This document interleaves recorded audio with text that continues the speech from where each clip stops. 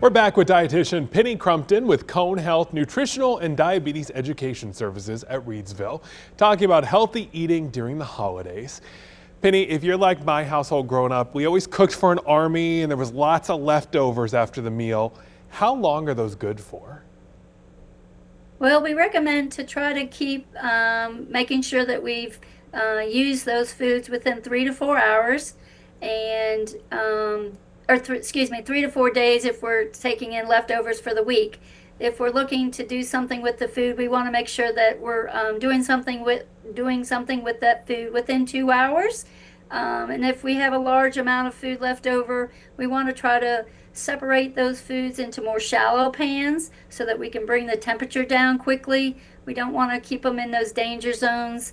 And then when we get ready to reheat those foods, we want to make sure that we've reheated it to a temperature of 165. But definitely taking care of the leftovers for food safety is really important. Making sure we don't ever put hot foods in the refrigerator, because that's going to take the temperatures up in our refrigerator and cause freezer burn and everything else.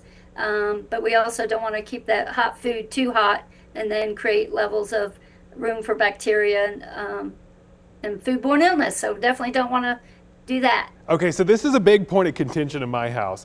Do you actually have to wait for the food to cool down before you put it in the fridge?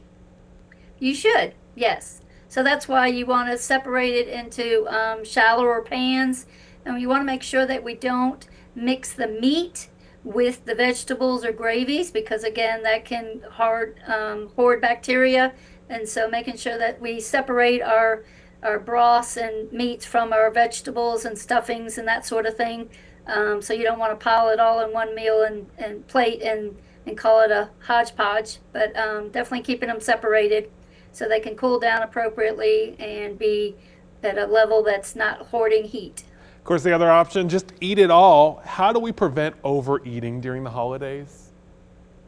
Well, we recommend to think about mindful eating. So remember that we're here for the holidays, and the purpose of being here for the holidays is to give thanks and to fellowship and be with loved ones and family and share memories, right? And so if we can take that into consideration as we're celebrating the meal that we look forward to annually, but being more intentional with chewing our food slowly, putting our fork down between bites, just engaging and being more mindful about the food rather than shoveling and trying to be the first one done to the dessert trays.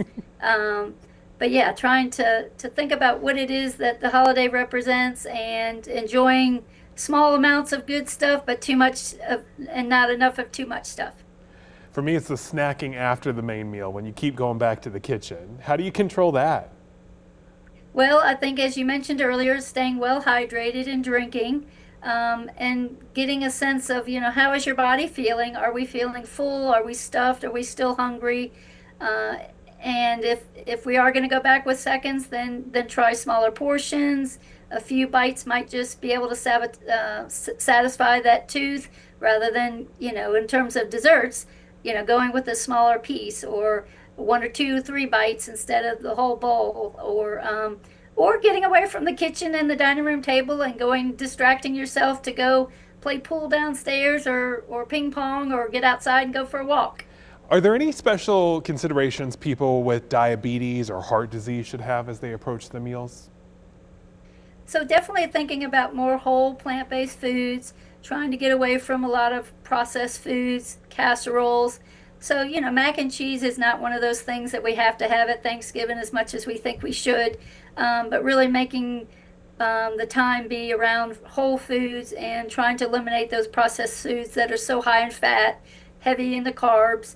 And while we still can eat a lot of good foods, we can control our blood sugar, but getting away from the heavy foods, the casseroles, the processed sides that tend to find their way around the table, can certainly make it hard to control those blood sugars, and certainly cholesterol as well. And the more water we drink, that can help lower our blood sugars and keep us full at the same time, so that we don't overindulge and have to pay the risk of elevated blood sugars and undesirable events. Well, thank you so much for all this great advice. We'll have this up on the 2 Wants to Know section at WFMYnews2.com if you want to take another listen.